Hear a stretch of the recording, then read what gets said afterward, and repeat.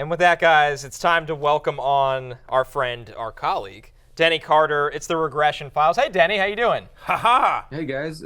Doing well. Enjoying the David Montgomery talk because I was also very much on Montgomery early in the season. And I didn't really get the Gibbs talk, but I let the folks talk. Now they're in shambles, it seems. Yeah. Hey, Denny, there was some concern at the beginning of the show that you might be outdressing me, and I just would like to thank you for not doing that at all. I appreciate that. I'm just down, Matthew. Just down. Right. I have my old shirt on, my Clash T-shirt. You know. What's a Clash T-shirt? The Clash. The Clash. The Clash, the band, The yeah. Clash. Okay. I thought it was like Clash T-shirt. Like it was like, is that some sort of like jazzercise class or something? Like, Come on, you were like 30 when they were around. Well, because usually it would say The Clash, not my Clash T-shirt. Yeah, that's right. Denny will do better next time. Yeah, okay. We'll see if there is a next right time. about We'll see if there is a next time.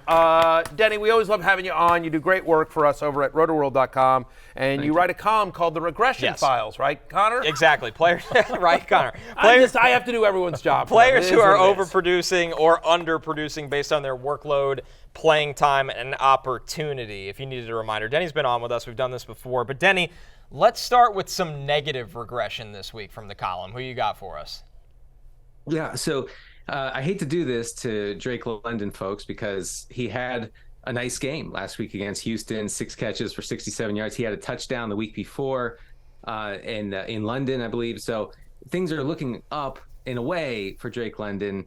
But in my column, I just wanted to remind folks that the Falcons are still by far the run heaviest offense in the league. It doesn't matter really what game script is. A lot of London's production last week against Houston came in the final 2 or 3 minutes when the Falcons were, playing hair on fire offense, trying to get the ball downfield, trying to score and come back. And they actually did, come back and win, beat the Texans. So good for them.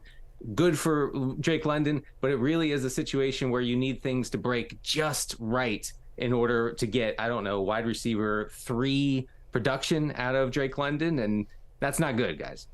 Disappointing that Denny missed the Drake London calling gag sitting there after mentioning the Clash, but that's okay, Denny. You'll get that. I can't believe that. Sometimes it was like sitting right there for you, Denny. Yeah. You know who's going to be a positive regression next week is Denny's Denny jokes. Carter, Yeah, exactly. My only, listen. I like the call. I'm down on the entire Falcons offense. I'm glad you brought this up without Lawrence Jackson here because he would, defend Drake London and Desmond Ridder to the hilt. My only thing that I'll say is what if he has Emmanuel Forbes on him? Say 2 words for you. Yeah, I mean, Forbes. that's the thing. Desmond Ridder has played well at home this year. All jokes aside, the Washington secondary has been very burnable. I hope they have been. Nothing, not to pile on the kid, but it has been a struggle transitioning to the NFL for Emmanuel Forbes, the Commanders' first-round rookie, and so I hope that they sit him down and make some adjustments, given how last Thursday night's game went. Right. But having said that, I'm with you. In terms of, I don't feel great about any part of the passing offense. I know we saw the one game, but it just doesn't feel great here. No. You probably have to play London this week against Washington. It's bad defense. Sorry, Matthew, you know that. And if he goes against Forbes, we're talking about a difference of like 40 or 50 pounds. We saw A.J. Brown just get away with everything against the secondary. So, you're probably playing him. I just want to tamp down expectations a little bit. That's what I'm here for. No, and I think, listen, I'm at wide receiver 40 this week, so I'm with you, Denny. I think he's borderline playable depending on how deep your league and how hurt you are or, bye week issues you have. But I think your overall point is don't think the guy that everyone drafted in the 20 to 30 range of wide receivers is suddenly back, that's that guy going forward, because I don't think that offense is built that way. He might have an okay game this Sunday, but I think for the future it's not all blue skies for Drake London, which some of his managers may have felt like after last week, which I think is your point. Denny, on a lighter note, how about a positive regression candidate heading into the weekend? Yeah, so Jonathan Mingo is getting really quite unlucky, and some of that lack of luck has to do with the Panthers just being bad. But he has almost 25% of the Panthers' air yards in the games he's played this year. That hasn't amounted to much, but Jonathan Mingo has the lowest rate of catchable balls from both Andy Dalton and Bryce Young. And as far as like unconverted air yards, we love talking about air yards. You can't feed your family with air yards. I've tried. But it is a good signal as to who is getting opportunity downfield. Jonathan Mingo is getting those looks downfield. If they start converting, I think Mingo can suffice as, a wide receiver 3. Now, Adam Thielen's still going to be the top target here. You're playing him pretty much no matter what, especially in PPR. But don't forget about Mingo, especially if you're kind of hard pressed on a bye week.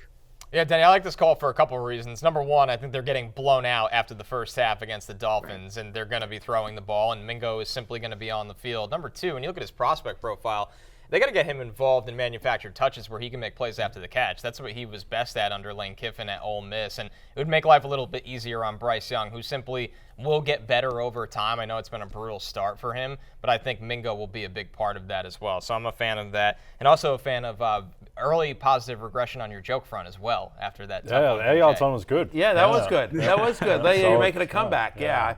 I'm coming all the way back, guys. Yeah, 100%.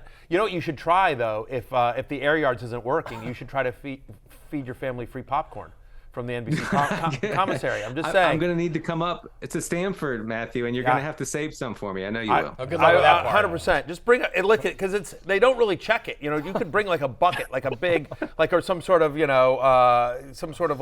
moving. Holding mechanism? Yeah, holding mechanism. Like a big bucket. You know what I mean? Like I'm trying to what are those things that are like plastic? Wheelbarrow? I have a vague idea what you're talking wheelbarrow about. popcorn. Bring a wheelbarrow. Yeah, there you go. There you go. Yeah, whatever. Just Radio flyer wagon. Yeah, Denny anything. behind Anything. Like one of those big plastic tubs, you know what I mean, that you move stuff in. Jay and I are shivering. Yeah. Right now.